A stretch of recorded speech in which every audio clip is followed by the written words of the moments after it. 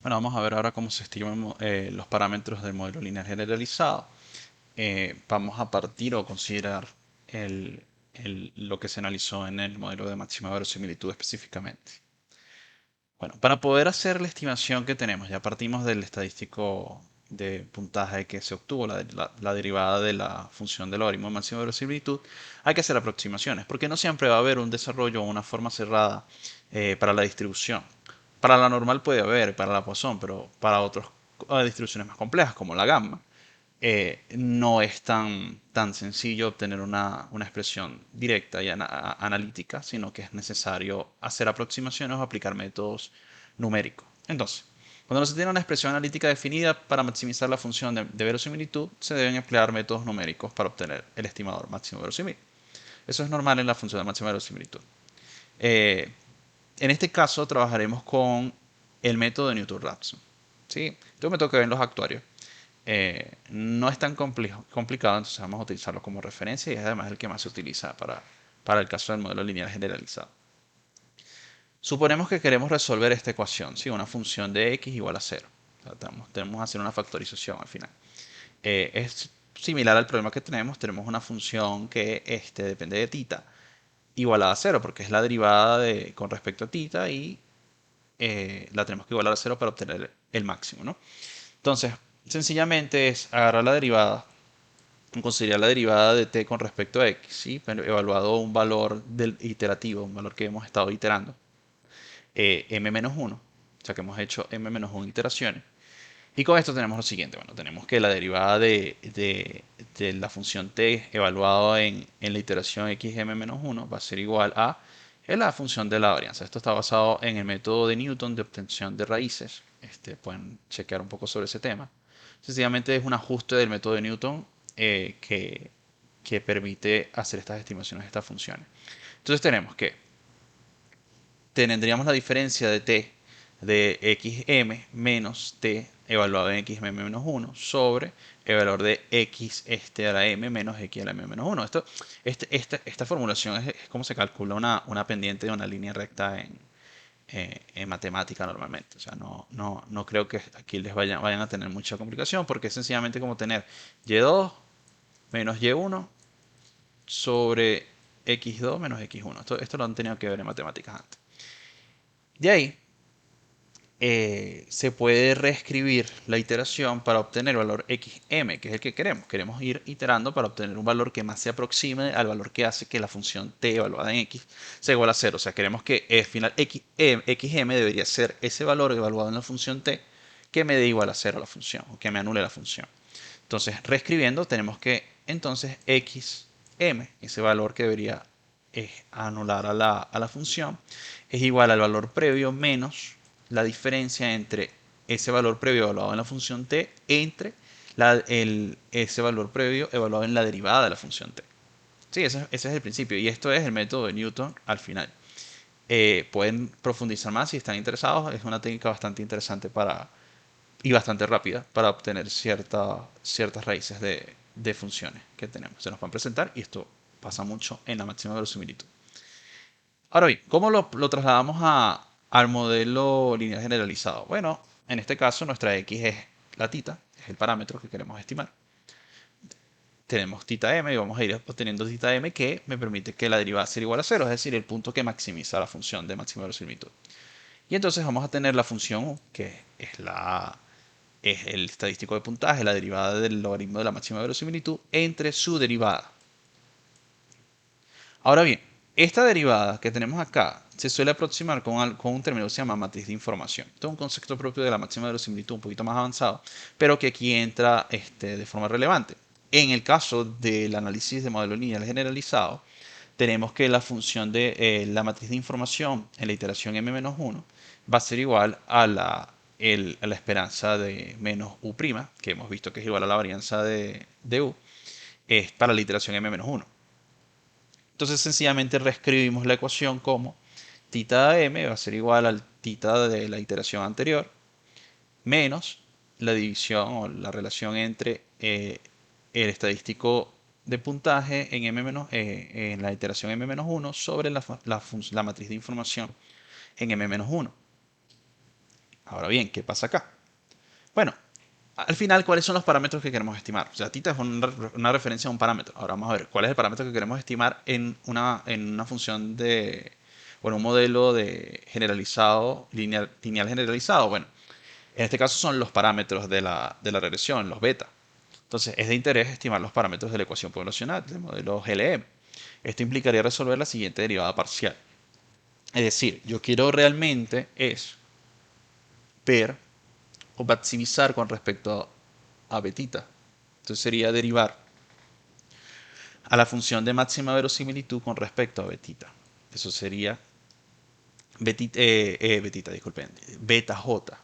Beta j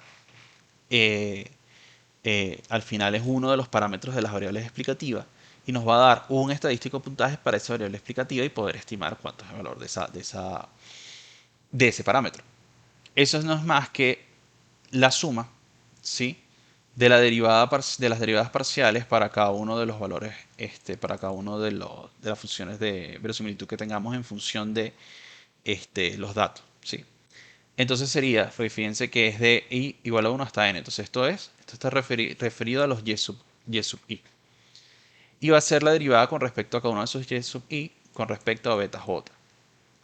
Eso no es otra cosa por derivada, por la regla de la cadena de la derivación, que bueno, nosotros sabemos que al final para llegar de beta j a LJ hay que pasar a LI, hay que pasar por una serie de funciones. Primero hay que ver el parámetro tita que hemos estado viendo en la función de máxima verosimilitud que está asociado a la clase exponencial y ese parámetro de la clase exponencial, ¿sí? Depende de los valores que tome la función de enlace o mejor dicho la media de la variable y. Y esto es una función al final que depende del beta j, ¿sí? Porque está asociado a la función de enlace. Eh, es decir, cuando yo voy a derivar la función de máxima verosimilitud, tengo que afectar el tita porque está dentro de la función de máxima verosimilitud. El tita se ve afectado por la función de enlace y la función de enlace al final es la que contiene la expresión o la combinación para las beta j, como hemos visto en la formulación de modelo lineal generalizado. Esta derivación, y esto se puede reinvestigar en la literatura, no es necesario profundizar mucho en cómo se pasa de este paso siguiente, pero pueden revisarlo si les interesa. Este, nos permite que a partir de esta derivación en cadena se pueda obtener una reexpresión de la función que hemos tenido, de la ecuación que tenemos con el método de Newton-Raphson aplicado al modelo lineal generalizado, ya utilizando las estimaciones de de los beta j. En este caso tendríamos los vectores de parámetros estimados, el m, el estimado m, el m-1, y eso sencillamente va a ser la actualización de lo que ya hemos visto, que es la función, el estadístico de puntaje, y la matriz, el inverso de la matriz de información en m-1. Entonces podemos ir actualizando hasta obtener, entre una cantidad de iteraciones que determinemos, hasta obtener ese vector de parámetros. Ahora, nosotros podemos hacer unos ajustes aquí para obtener para ver un poco a qué se parece esta expresión. Ya con esto podemos obtener el vector de parámetros estimado. Pero si reescribimos de la siguiente manera, multiplicando por la matriz de información, vamos a tener esta reexpresión de la ecuación, ¿sí? Y esto nos permite llegar a una reformulación de este método de máxima verosimilitud a darle una semejanza al método de los mínimos cuadrados ordinarios. Entonces, si reescribimos la matriz de información en su forma cuadrática, ¿sí? Y reformulamos el segundo miembro de la ecuación, para quienes recuerden, bueno, esto es una forma cuadrática. Si lo reescribimos de esta manera, ¿sí? Esto depende de los datos y, bueno, W es esta matriz de varianzas y covarianzas que va a asociar a la forma cuadrática de la matriz de información, pues eh, podemos entonces tener este resultado, ¿no? También podemos demostrar que este segundo término se puede escribir con un ZJ que es una matriz que tiene esta formulación. Sí, esto es otro desarrollo algebraico que bueno, pueden hacer por su cuenta si desean entender cómo surge. Lo importante es que al final yo puedo reescribir en una forma matricial esta expresión.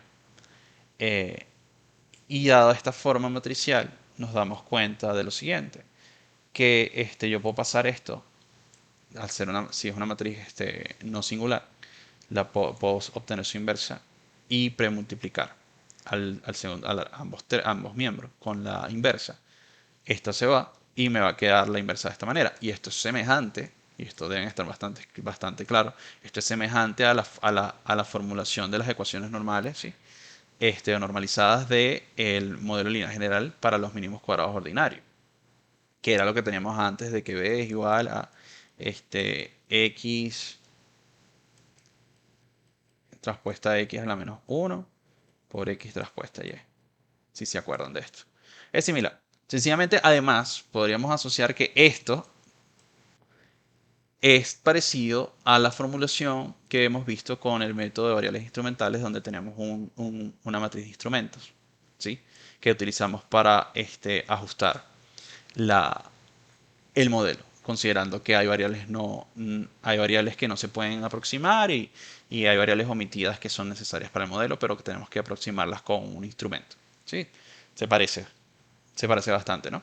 Entonces, esto, como al final proviene de un proceso iterativo de lo que son el vector de parámetros, pues se le ha dado el nombre como el método de los mínimos cuadrados iterativos. ¿Sí? Esto sería el método de los mínimos cuadrados iterativos, fundamentado o que parte de la función de máxima verosimilitud para el modelo lineal generalizado y que puede reescribirse de esta manera aprovechando la formulación de la matriz de información que tenemos presente. Sí, al final esta es la forma en que se itera y se obtienen las estimaciones de los modelos LM.